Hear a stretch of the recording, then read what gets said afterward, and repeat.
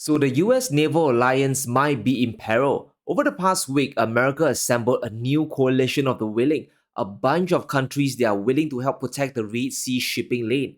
Now, this coalition started with just 10 members, but it has now grown to 20 strong.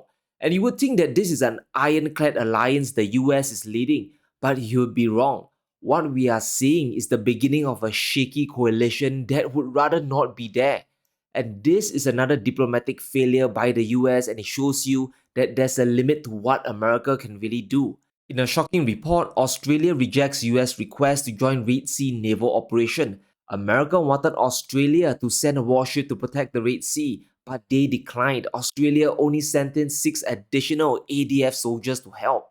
And this is coming from what we thought would be a staunch US ally.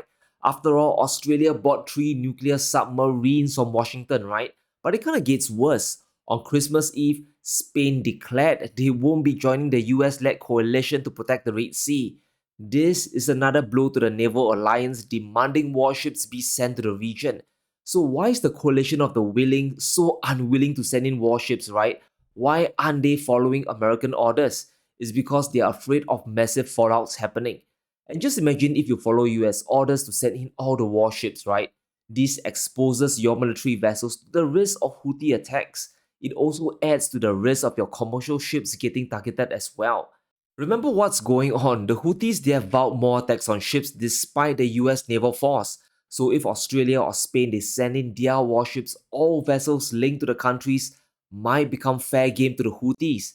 They've already indicated that the attacks aren't going to stop. If you send in your forces, you might be taking in casualties. Ships might even get sunk.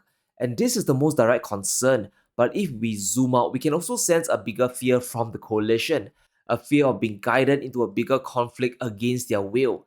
If you send warships in today, you might be forced to double down and send more down the road, right?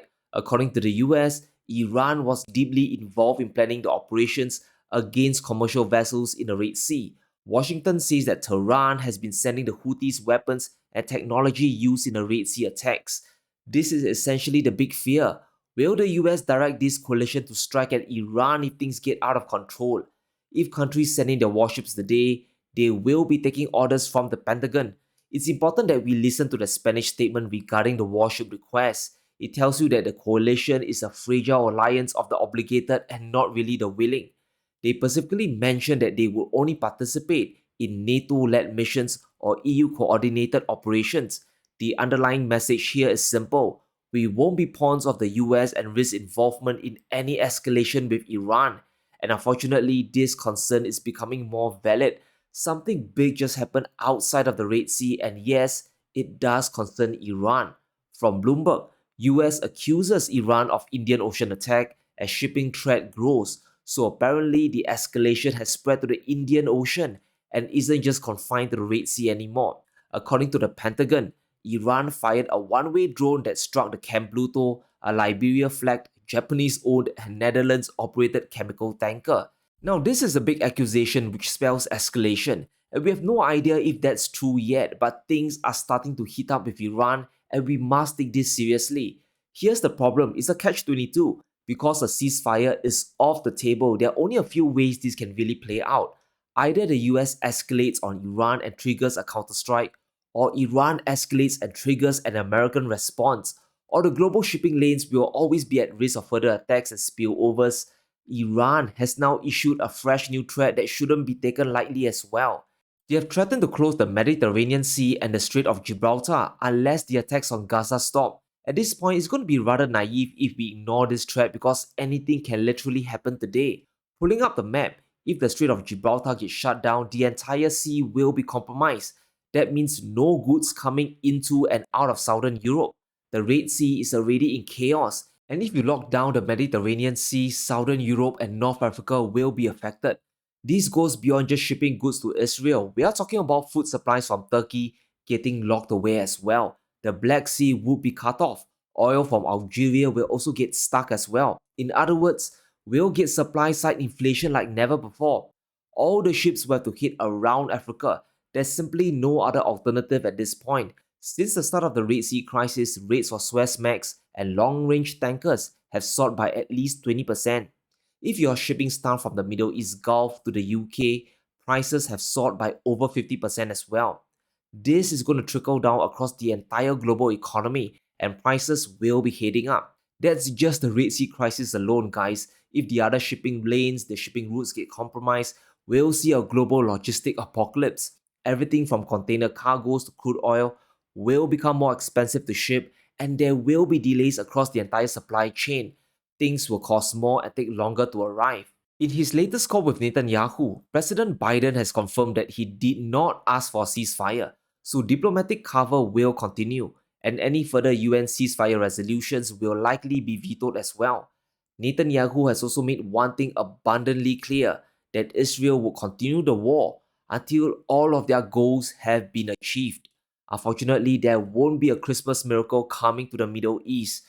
We'll continue to see more destabilization and chaos coming for the global economy as well. But while the US is busy in the Middle East, China is now making big moves that we need to talk about. Now, there's a very big revamp or pivot of the Chinese economy happening under our noses, right? Over the past few weeks, Beijing they have made big announcements. The bombshell was a rejection of a huge stimulus bill to save the property sector. Real estate contributes 30% of China's GDP, so this shift away is extremely significant. China is enacting a controlled implosion, a demolition of the real estate sector, and this is freaking out investors in the West. And that's why we are seeing constant headlines of doom and gloom. Because of the property clampdowns, sales have essentially collapsed. It has gone from over 18 trillion yuan in 2021 down to an estimate of 10 trillion by 2024. People are buying fewer homes because credit is becoming tighter. The cheap money era for property is vanishing in China. The bubble was already unstable to begin with, so this implosion would have happened sooner or later. Because of dropping sales, real estate no longer contributes to China's GDP. For the first time in decades, property is weighing down China's growth with a negative output. We are witnessing the unwinding of huge excesses, and there's a great reset back to the baseline. It's important to understand what this means for the short term and the long term horizon as well. Now, in the short term, the metrics will look undoubtedly bad. Property stocks will continue dropping and local governments will have less money to spend. Estimates found that a 5% drop in home prices in China equates to a 1% drop in household spending. It's the classic wealth effect where you spend less if your paper wealth drops. Around 60% of China's GDP comes from domestic consumption, so we can expect China's growth to slow a little next year. According to the IMF, China will still grow by 5.3% in 2023 but will retract to 4.6% in 2024. This isn't good for the global economy either. It means Chinese consumers will import less, and if they are feeling the pinch, consumption will go local instead. So 2024 isn't looking good for the world because China isn't focused on blindly pumping liquidity anymore. They are resetting their economy. To many investors in the West, China looks unstable because they aren't conforming to the usual rules of money printing. What Wall Street wants is for China to launch a grand stimulus to save the real estate sector, but Beijing is saying no, which is freaking out foreign investors. Foreign direct investment or FDIs in China has turned negative for the first time in 25 years, and that means more money is leaving China than what is going in.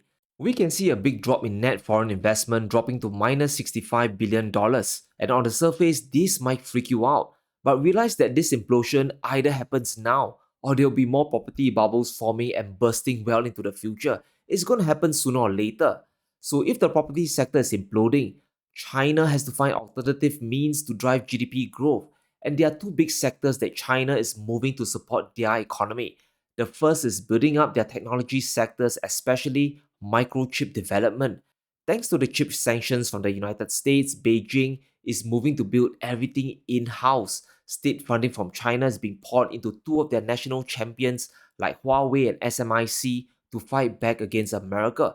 The amounts of money going to these two companies are starting to pile up with more investments coming in 2023 as well. But there's another investment push coming that we need to talk about. China has unveiled a bunch of projects they plan to pump money into. Beijing's going to spend over $100 billion in public investment works, including flood control and disaster relief programs. And it's important to understand why they're doing this. While the global economy is slowing down, China is now looking inwards to protect the mainland from natural disasters. In the first 9 months of 2023, China suffered direct economic losses of $42 billion from natural disasters alone, and this includes landslides, typhoons, and flooding. These are public works that have to be done, so Beijing is using this chance to stimulate economic growth. And to fund this work, China is going to issue a 1 trillion yuan worth of bonds, which is around $140 billion worth. That is a lot of money being borrowed. So China's also making a big gamble here to boost their economy. This is money that isn't going to the property sector to subsidize the rich. China doesn't care about keeping property prices sky high anymore. There's now a fundamental shift. Money is being spent to build up the foundations of the Chinese economy. They are now building back the country on a firmer foundation. President Xi is pivoting towards high quality growth, and this is going to keep China's GDP targets for 2023 and 2024 on track. Now, this is a good start, and according to Fidelity, if China wants to succeed, they have to do four things right. They have to upgrade their supply chains, focus on competitive technology, reduce reliance on property, and boost local consumption. It's exactly what Beijing is doing today. The underlying economy is starting to change, and this means a more resilient China tomorrow. It's the same thing America did back in the 1930s all the way to the 80s, right? And that helped to lay a strong foundation for the US economy. So China is playing the long game here. While certain sectors like real estate will continue to implode, other sectors like technology will become stronger over time. We must see the entire forest and not just focus on a single tree. And the Red Sea crisis is a perfect example. Just because the US formed a coalition there doesn't mean the trade route will be perfectly safe. The forest at the end of the day is still the ceasefire. The same thing goes for China as well. Just because real estate is imploding doesn't mean the entire economy is finished. We have to be constructive here, guys. But I want us to pay attention to one potential black swan event that could see the Red Sea crisis escalate. The shipping giant Maersk is about to resume sailing through the Red Sea and the Suez Canal. That will be a test to see if the US coalition is effective or not.